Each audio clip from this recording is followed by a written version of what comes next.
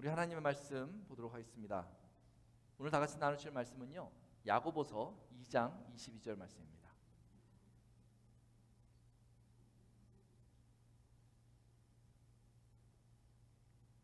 야고보서 2장 22절 말씀,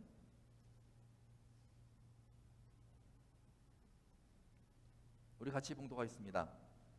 내가 보거니와 믿음이 그의 행함과 함께 일하고 행함으로 믿음이 온전하게 되었느니라.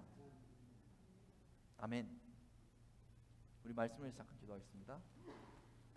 하나님 아버지, 오늘 믿음과 행함에 대해서 말씀을 살필 때에 정말 저희 모두 행함 있는 믿음의 삶 살 수 있도록 인도하여 주옵소서. 예수님의 이름으로 기도합니다. 아멘. 네, 오늘은 행함과 믿음의 관계라는 제목으로 하나님의 말씀 증거하도록 하겠습니다. 저희가 아까 전에 일어나서 서로 인사를 나눴는데요, 이 교회라는 곳은요, 참으로 다양한 사람들이 모이는 곳입니다. 이렇게 보면 다 똑같은 것 같지만 일단 직업이 다릅니다. 우리 학생들도 있고요, 어떤 분은 교육계에서 일하시는 분도 있고요, 어떤 분은 비즈니스 하시는 분도 있고요, 어떤 분은 공무원으로 일하시는 분도 있고, 또 어떤 분은 열심히 일하시다가 은퇴한 분도 있습니다. 이 직업이 다양하다는 것은요, 상황이 다르다는 거예요. 그리고 삶의 입장이 다르다는 것이죠. 그렇게 다양한 직업을 가지신 분들이 이 한 자리에 이렇게 모여 있습니다. 연령대도 다릅니다. 저희가 연합 예배 할 때 보면요, 정말 아주 어린아이부터 정말 90 다 되신 어르신까지 이 한 자리에 모여 있습니다. 이 제너레이션이 달라요. 연령대가 다 다릅니다. 살아온 역사가 다릅니다. 어떤 분은요 1950년대를 사셨고요, 요즘의 청년들은요 2000년대를 살았어요. 그러니까 2000년대를 산 청년들이요 1950년대를 산 어르신들을 이해할 수 있는 방법이 없습니다. 또 1950년대를 살아서 그때 젊은 시절에 열정을 불살랐던 어르신들이요 요즘 2000년대를 살고 있는 그 젊은이들을 잘 이해하기가 어렵습니다. 이 제너레이션 때문에 문화와 가지고 있는 역사가 전혀 다른 것이죠. 그러면 그 문화와 역사의 영향을 사람은 받기 때문에요, 그 제너레이션이 다르다는 건 무슨 말이냐면 세상을 보는 눈이 다르다는 거예요. 그렇게 전혀 다른 세대를 살아갔던 저희가 한 자리에 이렇게 모여서 예배를 드리고 있는 것이죠. 이렇게 교회를 보면요, 개인적인 성향도 굉장히 다릅니다. 어떤 분은요 에너지가 너무 넘쳐요. 그래서요 쉴 틈 없이 뭔가 일을 만들길 원하고요, 일을 하길 원하시는 분이 있어요. 근데 어떤 사람은요 에너지가 별로 없어요. 그냥 조용히 내실을 다지면서 그렇게 살기 원하는 사람도 있는 것이죠. 성향도 다르고 성격도 정말 다릅니다. 어떤 분은요 얼마나 성격이 급한지 몰라요. 말하고 나면 급하기 때문에 자기가 가서 다 해버려요. 어떤 분은요 성격이 느긋느긋해요. 말하고 나서 다 한 줄 알았더니 아직 출발도 안 했어요. 그런 분들도 있습니다. 이 교회에 모이니까 다양한 사람들이, 다양한 성격을 가진 사람들이 이렇게 모여서 같이 예배를 드리는 거죠. 그래서 성향이 다르고 성격이 다르면요 어떤 일을 해 나갈 때 입장차가 굉장히 큽니다. 어떤 분은 무슨 일을 하면요 빨리 해서 처리를 해야지, 이런 분이 있고요, 어떤 분들은 빨리 처리하다 보면 큰일 나, 천천히 꼼꼼하게 해야지, 이런 분들이 있는 거예요. 의견차가 있을 수밖에 없는 게 바로 교회인 것이죠. 교회에 몇 사람만 모여도요, 이렇게 여러 사람들이 모이지 않고요 한 10사람만 모여도요 참 놀라운 게 같지 않다는 거예요. 정말 다릅니다. 그러니까 여러분들이 다 이곳에서 모여서 같이 한 마음으로 예배한다는 것이요 참 놀라운 일이에요. 제가 이렇게 보면 얼마나 성향이 다 다른지 몰라요. 저희가 매주마다 이렇게 찬양팀을 하잖아요. 이 찬양팀을 할 때 제일 중요한 게 뭐냐면 곡을 선정하는 거예요. 음악적인 곡을 선정하는 거예요. 근데 음악적으로 한 2곡 뽑잖아요. 곡을 딱 뽑았는데 그리고 나서 고민이 되는 거예요. 요즘 곡을 뽑으면은 아이고 어르신이 생각나서 이 박자를 따라할 수 있을까 이런 생각이 들어요. 왜냐하면 요즘 청년들이 부르는 그 노래들은요, 그런 음악은요, 저도 박자를 못 맞춰요. 그러니까 세련된 곡을 뽑으면 어르신들이 따라갈 수 있을까 이런 고민이 되고요. 또 옛날 곡을 뽑으면요, 요즘 젊은이들이 지루해하면 어떡하나 뭐 이런 생각이 드는 거예요. 그래서 곡을 뽑을 때마다 고민이 됩니다. 이렇게 다양한 분들을 마음을 다 어우릴 수 있는 그러한 곡이 무엇일까 하면서 고민하게 되는 것이죠. 그런데요, 이 교회를 저희가 다니면서는요, 고민해야 돼요. 내가 뭐를 하려고 할 때마다 이 사람들이 나와 같지 않지. 그러니까 그 입장을 생각해주고 고민해야 되는 거예요. 조금이라도 그렇게 생각해주면 갈등이 없어지는 것이죠. 이 사실을 인정하지 않으면요, 이분들이 제너레이션이 다르고 직업이 다르고 삶의 환경이 다르고 나와 많이 다르다는 것을, 옆에 있는 사람들이 다르다는 것을 인정하지 않고 나와 같아야 돼 이렇게 생각하고 주장하기 시작하면요, 교회는요 문제가 심각해집니다. 어떤 경우는 내가 너무 주장하니까 저 사람이 상처를 받기도 하고요. 어떤 경우는요, 내가 주장했는데 저 사람은 나랑 다르잖아요. 그래서 다른 의견을 내놓거든요. 그러면 마음이 상하는 거예요. 저 사람이 내 의견을 제대로 듣질 않네, 따르질 않네, 나를 무시하나, 이렇게 하면 또 상처를 받는 거예요. 그래서 이 교회의 생리를 잘 이해해야 되는 거죠. 그럴 때 교회가 안정적으로 성장할 수 있어요. 분명한 것은 무엇입니까? 우리 모두는 너무 다르다는 거죠. 그런데 이렇게 다른 사람들이 왜 이곳에 모여 있습니까? 왜 주일 11시만 되면 이렇게 모여가지고 서로 반갑다고 이렇게 인사를 합니까? 나랑 같은 사람을 찾아가야 될 것 같은데. 저희가 다 다르긴 하지만 같이 공유하고 있는 구심점이 있기 때문에 사실 이렇게 주일날 모여서 반갑게 인사 나누는 것입니다. 저희가 이곳에 모인 이유는 딱 한 가지입니다. 같은 믿음을 가졌기 때문에 모인 거예요. 같은 믿음. 저 사람은 정말 저렇게 나랑 안 맞아. 저 사람은 가까이 하기 싫네? 그러다가 맞아. 그래도 우린 다르지만 같은 믿음을 가지고 있지. 그러니까 가까이 해야지. 이 믿음 때문에 저희가 모여서 서로 사랑하려고 하고 서로 가까워지려고 하고 서로 이해하려고 하는 거예요. 같은 믿음이라는 구심점이 저에게 있는 거예요. 이 믿음 때문에 저희가 한 공동체가 된 것입니다. 그래서 이 교회를 말할 때요, 믿음의 공동체다 이렇게 말하는 거죠. 이 믿음이 만약에 없다면요, 금방 헤어집니다. 이게 놀라워요. 교회가 이 세상의 문화를 따라가서요, 교회에 재밌는 것들을 많이 설치해 놓고 어울릴 수 있는 프로그램들을 많이 해놓으면 교회가 막 신나게 돌아갈 것 같잖아요. 근데 그렇지 않다라는 거예요. 믿음이 눈앞에 분명하게 드러날 때에 사람들은 더 가까워지는 거예요, 이 교회에서는. 왜냐하면 그 믿음이 우리의 구심점이기 때문에 그렇습니다. 이 믿음이 바로 교회의 본질이기 때문에 그런 거죠. 오늘 이 자리에 온 여러분들 무엇 때문에 오셨습니까? 믿음 때문에 온 것입니다. 같은 믿음을 가졌기 때문에 같은 믿음을 가진 형제 자매를 만나기 위해서 여러분들이 오늘 이 자리에 이렇게 모인 것이죠. 그렇다면 우리가 소유하고 있는 그 믿음은 무엇입니까? 저희가 예배 중에요, 매주마다 고백하는 게 있어요. 사도신경을 고백합니다. 사도신경을 우리의 신앙 고백으로 고백하는 것이죠.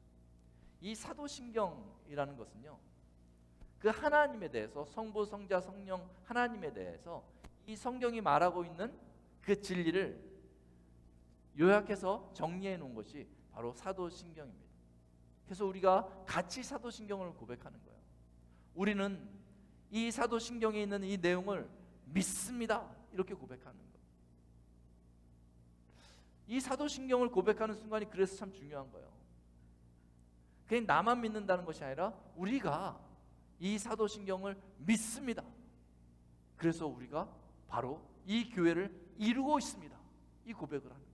사실 이 손을 붙잡고요, 같이 마음을 다해서 고백해야 되는 것이 바로 사도신경, 우리의 신앙 고백인 것이죠. 그 사도신경을 끝날 때 우리가 같이 이렇게 외쳐야 돼요. 믿사옵나이다 아멘, 이렇게 해야 돼요. 그냥 믿사옵나이다 아멘 이렇게 끝나면 안 되고요. 믿사옵나이다 아멘.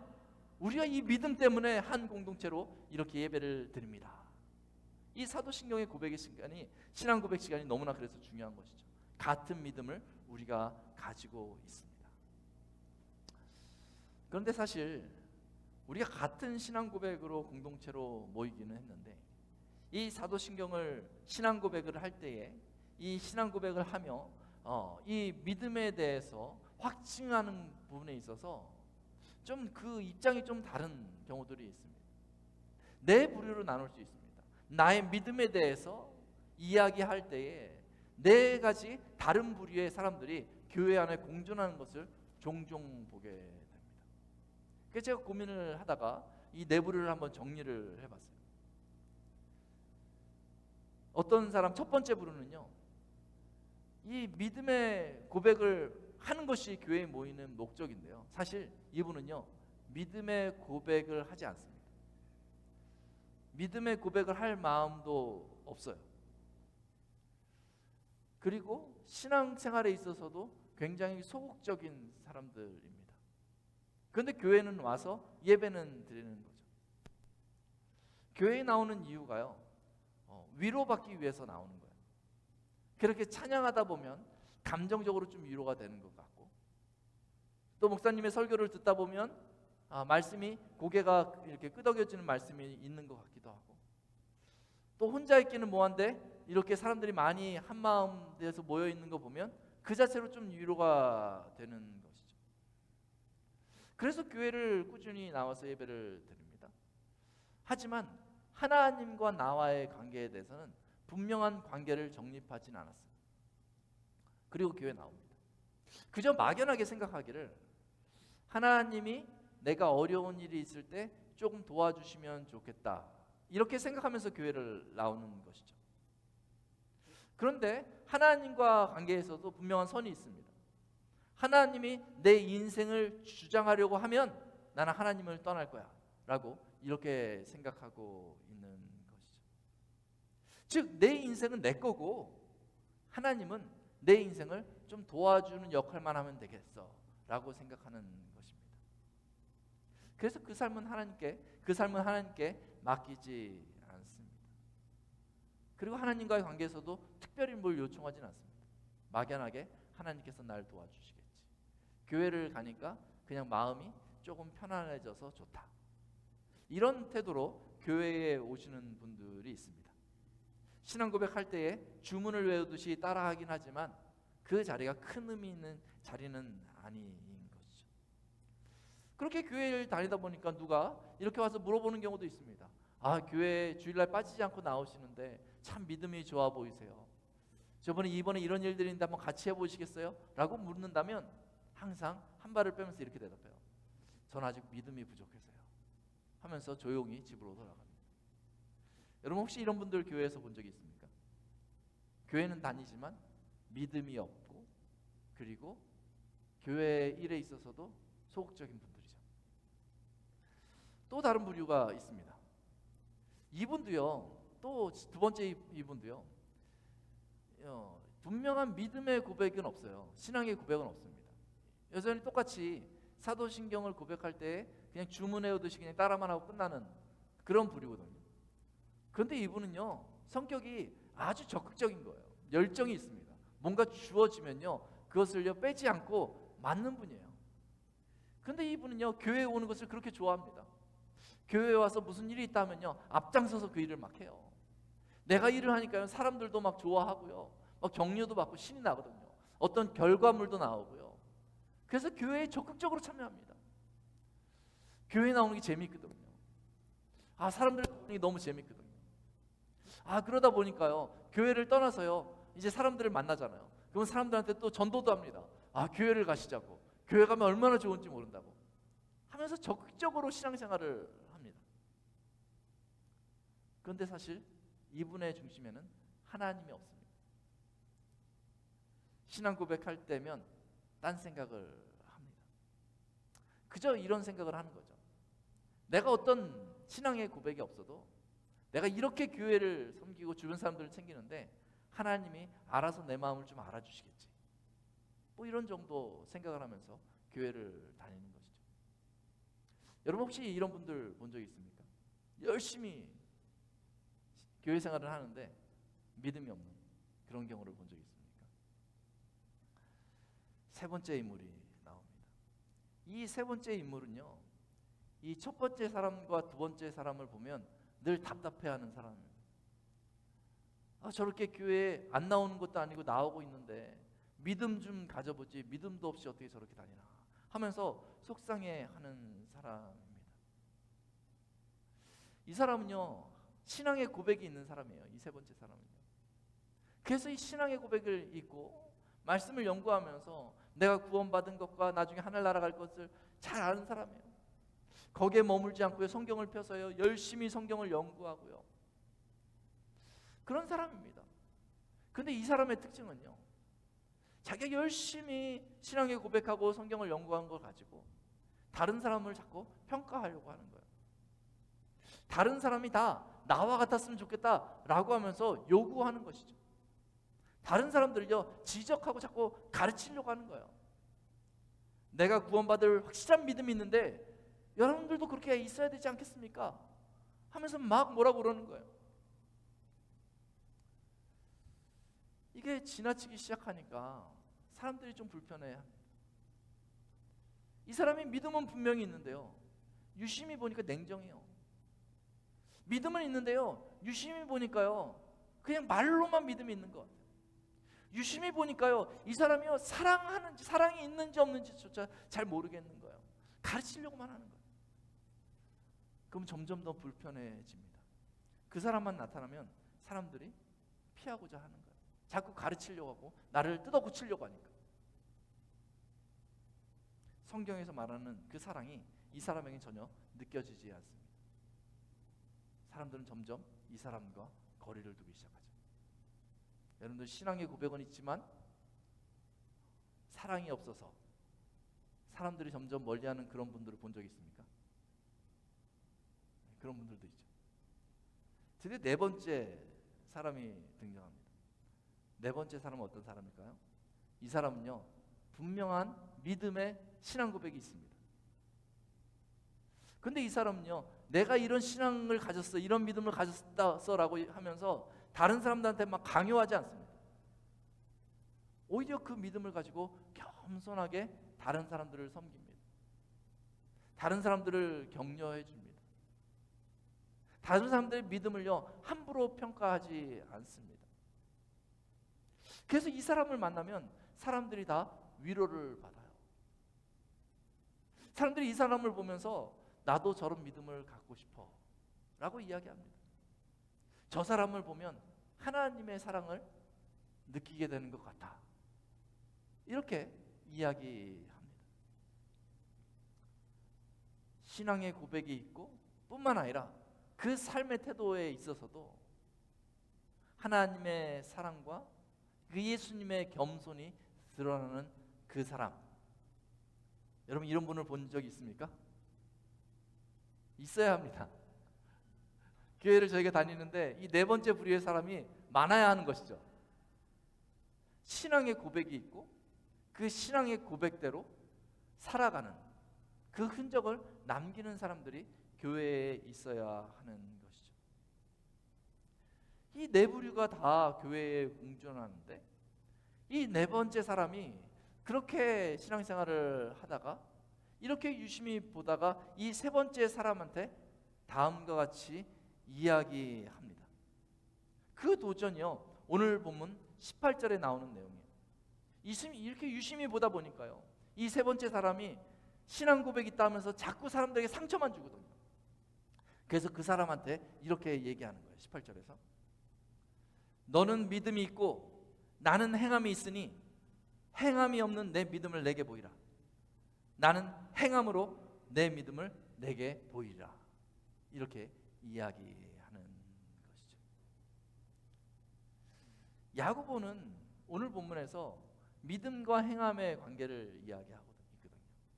그러면서 지적하는 핵심이 이 세 번째 사람을 지적하고 있는 거예요. 행함이 없는 믿음을 가진 그 사람을 지적하고 있는 것이죠. 아주 냉정하게 이야기합니다. 14절에 보니까 이렇게 또 얘기해요. 내 형제들아, 만일 사람이 믿음이 있노라 하고 행함이 없으면 무슨 유익이 있으리요? 그 믿음이 능히 자기를 구원하겠느냐? 이렇게 얘기하고 있어요. 믿음이 있다 하면서 행함이 없으면 유익이 없다는 것이죠. 그러면서 드는 예가 뭐냐면 형제나 자매가 헐벗고 굶주렸는데 이 행함이 없는 사람은요, 말로만요 부유해라, 말로만 배불려라, 이렇게 얘기하고 있다는 것이죠. 행함이 없는 믿음은 그와 같다는 거예요. 가난한 사람들을 봤는데 도와주는 것도 아니고 힘내십시오, 알아서 좀 잘 먹으십시오, 재정관리 잘 하십시오, 이 말로만 하는 것입니다. 그러면 아무 유익이 없다라고 얘기하는 것입니다. 심지어 행함이 없는 믿음을 가진 사람에게 19절에 보니까 이렇게 얘기합니다. 내가 하나님은 한 분이신 줄 믿느냐? 잘하는도다. 귀신들도 믿고 떠느니라. 행함이 없는 믿음이 헛된 것인 줄 알고자 하느냐? 이렇게 나아가는 거예요. 아니, 하나님이 계신 걸 알면 우리는 믿음이 좋은 거라고 생각했는데 귀신들도 알고 떤다, 이렇게 대비시키는 것입니다. 행함 없는 믿음 가진 사람을 아주 날카롭게 지적해 주고 있습니다. 그러면서 26절에 이렇게 결론을 내리고 있어요. 영혼 없는 몸이 죽은 것 같이 행함이 없는 믿음은 죽은 것이다, 이렇게 지적해 주고 있는 것이죠. 예수님은요, 우리에게 다가오실 때 그 행함으로 다가오셨습니다. 요한복음에 보면 말씀이 육신이 되셨다, 이렇게 말하고 있습니다. 말로만 하나님께서 우리를 사랑하신다 말씀하신 것이 아니라 예수님이 직접 인간이 되셔서 행함으로, 그 십자가에서 죽으심으로 하나님의 사랑을 확증해 주셨던 것이죠. 그러니까 그 예수님을 통하여서 은혜 받은 우리가 예수님의 제자라고 한다면, 그리스도인 예수 믿는 사람들이라고 말한다면 무엇을 해야 하는 사람들입니까? 행해야 하는 사람들이란 거죠. 그래서 이 믿음은요, 행하지 않는 믿음은 죽은 믿음이다, 이렇게 말할 수 있는 것이죠. 하지만 이 본문을 잘 이해해야 합니다. 행함을 강조하느라고 그런 믿음의 고백이 필요 없느냐, 그 얘기를 하는 것이 아니에요. 우리가 이 예배 시간에 같이 마음을 모아서요, 일단은 신앙의 고백을 하는 것이 중요합니다. 내가 그 하나님을 믿습니다, 내가 그 예수님을 믿습니다, 내가 성령님을 믿습니다, 이렇게 같이 고백하는 것이 중요합니다. 근데 그리고 나서 그 고백 위에 행함이 있어야 한다는 것이죠. 지금 밸런스를 잡으라는 것입니다. 야고보가 이렇게 얘기하는 것은요, 많은 그리스도인들이 복음을 받아들이고 하나님의 은혜를 받았기 때문에 믿음은 가지고 있지만 시간이 지남에 따라서 행함이 없기 때문에 밸런스를 잡아주기 위해서 이 행함 없음을 강력하게 질타하고 있는 것이 바로 야고보인 것이죠. 우리가 신앙생활을 오래 하다 보면요, 자꾸 시선이요, 이 믿음 쪽에 갑니다. 그것은 좋은 거예요. 근데 믿음 쪽만 가야 되는 것이 아니라 나의 행함 쪽도 가야 되는 거예요. 사람들이 나를 통하여서 하나님의 사랑을 경험하고 있는가 라는 것을 보아야 하는 것이죠. 어찌 보면요, 믿음이라는 것은요, 하나님의 사랑을 먹는 방법이죠. 어찌 보면요, 행함이라는 것은요, 하나님의 사랑을 다른 사람들에게 나눠주는 방법일 수 있는 것입니다. 그리스도인들은 사명이 있기 때문에 이 두 가지를 같이 해야 되는데, 행함이 없는 사람은 맨날 먹기는 하는데 나눠주지 않고 살아가는 것이죠. 그러면 사람들이 그리스도인을 보지만 저 사람이 그리스도인인 것을 깨닫지 못하게 되는 것입니다. 그래서 그 균형을 잡으라는 거예요. 야고보서는 이 행함에 대해서 강조하고 있는데요, 야고보가 간절하게 계속해서 형제들아, 형제들아, 형제들아, 야고보서 전체에 15번이나 그렇게 부릅니다. 행함 있는 믿음을 가지라는 것입니다. 저희가 교회에 이렇게 모여서 하나님을 우리가 열심히 사랑한다고 열심히 고백하지만 행함이 없다면, 하나님을 알지 못하는 사람들이 저희를 봄에도 불구하고 하나님을 발견할 수가 없습니다. 귀로는 들어도요, 마음으로 하나님을 만날 수가 없습니다. 오늘날 교회의 문제들이 무엇입니까? 바로 그리스도인들의 행함이 없어서 세상 사람들이 교회를 떠나갔다는 것입니다. 교회에 가까이 하지 않는다는 것입니다. 세상 사람들이 배회하다가 하나님을 만나고 싶어서 교회에 왔다가 행함이 없는 그리스도인들을 보면서 교회를 떠나는 것이 오늘날의 문제라고 말할 수 있는 것입니다. 우리가 믿음과 행함의 균형을 잡아야 합니다. 그런데 사실 이것이 쉽지가 않습니다. 우리가 믿는다고 얘기하기는 쉽고, 우리가 말씀을 통해서 은혜 받기는 쉬운데 그것을 행하는 것이 상당히 어렵습니다. 어찌 보면요, 우리 육체는 여전히 죄성을 가지고 있어요. 그 처음에 하나님의 은혜를 받았을 때 정말 예수님께서 우리를 통해서 나를 위해서 십자가에서 죽으셨다는 것을 깨달았을 때는 그 은혜 내가 나누며 살겠다, 이런 마음을 먹거든요. 근데 시간이 조금 지나가잖아요. 그냥 내가 조금 그 사랑 나누는 것을 게을리하고 있으면요, 나도 모르게요, 나의 죄성이요 안에서 발동이 돼서 사랑을 나누기보다는 나의 죄성으로 사람들을 평가하고, 나의 죄성으로 사람들을 미워하고, 나의 죄성으로 사람들과 단절하고 끼리끼리 뭉치고 하는 일들이 벌어지게 되는 것이죠. 우리 육체가 그런 것입니다. 그래서 밸런스를 잡는 게 너무너무 어려워요. 하지만 주의 말씀을 다시 읽을 때 우리가 깨닫는 것이 중요합니다. 그래, 내가 그리스도인이 이제 행함 있는 믿음의 삶을 살아야 되겠구나, 이런 각오를 하는 것이 중요합니다. 그리고 내 힘으로 안 될 때 우리 안에 계신 성령 하나님을 의지해야 합니다. 갈라디아서 5장 25절 이렇게 말하고 있습니다. 만일 우리가 성령으로 살면 또한 성령으로 행할지니 라고 얘기하고 있습니다. 우리 안에 성령 하나님이 계십니다. 우리가 예수님을 믿게 되는 것은요, 이 말씀을 들었을 때 그렇게 믿기지 않던 그 하나님을 만나게 되는 그 일이 어떻게 생기냐면, 성령께서 우리 안에 함께 하셔서 이 말씀을, 복음을 깨닫게 하셔서 우리가 하나님을 만나는 것이죠. 그렇게 믿음을 우리가 얻잖아요. 여전히 성령께서 우리 안에 계십니다. 이제 그리스도인으로서 살아가고자 할 때에 내 힘으로 쓰면 자칫 잘못, 죄성 때문에 잘못 나갈 수 있는데, 그 성령 하나님을 의지하여서 성령으로 행하면 성령께서 우리의 마음을 부드럽게 하시고 우리의 생각을 부드럽게 하셔서 하나님께서 기뻐하시는 삶을 살 수 있도록 우리를 인도해 주시는 분이 바로 성령 하나님이십니다. 그 성령 하나님의 인도하심을 구해야 합니다. 내가 인식하면서, 하나님, 내 주변에 사람들이 점점 나를 떠나갑니다. 하나님, 내가 나를 봐도요, 내 마음이 참 냉철해져 있습니다. 복음은 안다고 얘기하고 있는데, 믿음이 있다고 하는데 참 차가워진 내 가슴을 발견합니다. 성령 하나님, 내 마음을 부드럽게 하여 주시고 나를 도와주옵소서. 내가 하나님께서 기뻐하시는 삶을 살기를 원합니다. 행함 있는 믿음을 살기를 원합니다. 이렇게 간구하십시오. 그때 성령께서 여러분들을 도와주십니다. 그리고 살아갈 때 여러분들을 통하여서 성령의 열매를 맺어주시는 것입니다. 성령의 열매들이 무엇입니까? 관계 속에서 나타나는 열매들이에요. 사랑, 희락, 화평, 오래 참음, 자비, 양성, 충성, 온유, 절제, 이런 것들이요, 우리의 믿음의 삶 속에서 나타나는 거예요. 그 모습을 보면서 사람들이 하나님이 계시다는 것을 고백하게 되는 것이죠. 예수님도 그 성령을 따라 행하셨습니다. 우리도 그 성령을 따라 살아야 하는 것이죠. 우리가 한번 성령 하나님께서 우리의 영혼을 다루시고 우리의 양심을 말씀으로 치면서 깨닫게 하셔서, 아, 내가 순종해야 되겠다, 이런 마음을 가지고 순종하면 성령을 따라 살고 행함 있는 믿음을 살게 되는 것이거든요. 그런데 한 번 했다고 만족하면 안 돼요.